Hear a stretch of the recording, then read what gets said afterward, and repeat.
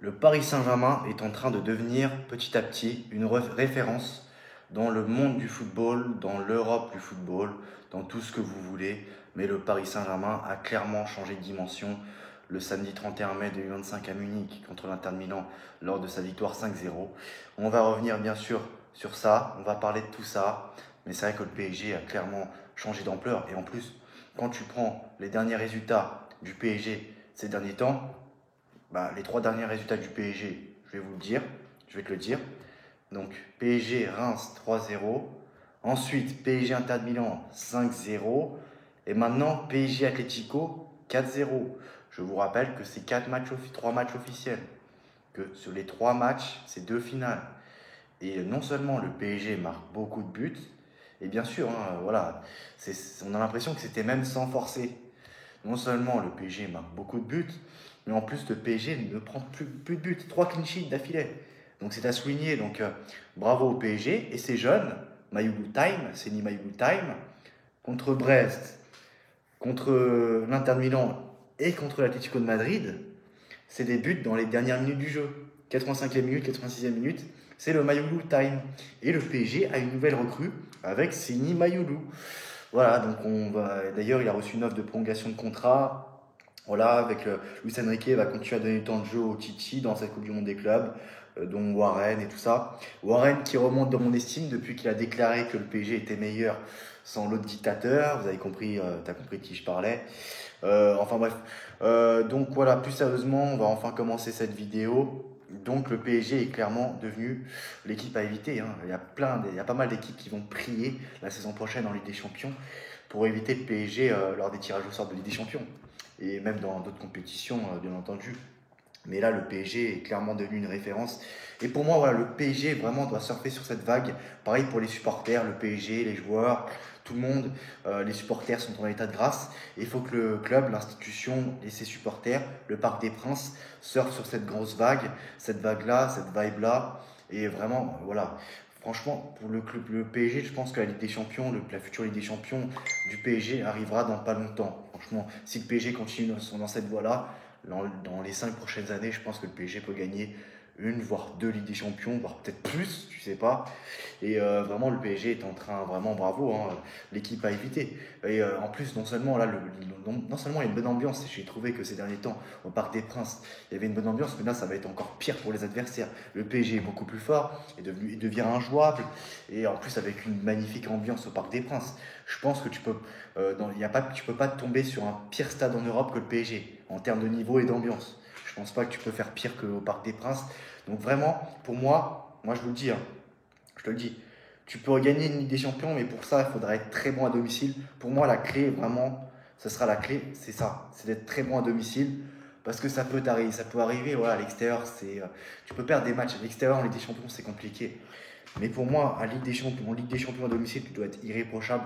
Et pour moi, ça sera ça la clé. C'est d'être très bon à domicile, vraiment. Tu dictes ta loi, vraiment à domicile, c'est pour toi, quoi. C'est ton château, c'est ta forteresse. Et pour moi, ça passera par là si tu veux gagner la Ligue des Champions.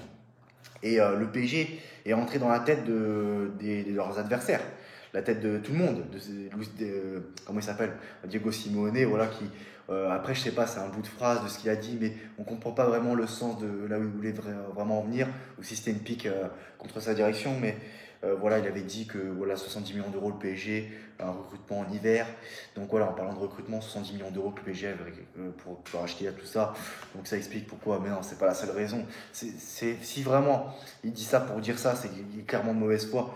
Parce que quand tu prends les Real Madrid, les Manchester City, les Chelsea qui dépensent à tout voir, et eux qui n'ont aucun problème, ça dérange pas, hein. Mais quand c'est PSG, tout de suite ça dérange. Le PSG a le droit de rien faire, bien sûr. Mais donc voilà, après, pour moi, le PSG et ses joueurs doivent continuer à avoir faim de la gagne. Parce que s'ils n'ont pas faim de la gagne, Luis Enrique va remplacer un joueur par un autre. Tu t'es pas bon, tu vas sur le banc. Et quand tu as un entraîneur, quand tu as un coach comme Luis Enrique, tu as envie de te battre, tu as envie de te crever sur le terrain pour ce mec-là. Et franchement, le PSG franchement, doit faire un mercato. Il faut que le PSG recrute. Bien sûr, pas non plus recruter 30 000 joueurs, hein, c'est pas ça. Mais il ne faut pas non plus recruter seulement 2 joueurs. Voilà, il faut un juste mieux. Il faut quand même recruter. Et si vraiment tu ne recrutes pas, tu auras encore une opportunité au mercato d'hiver Mais ce serait bien de recruter au mercato d'été parce que c'est pas tout le temps qu'il y aura un joueur comme Kvaratskhelia qui va arriver, qui va s'adapter.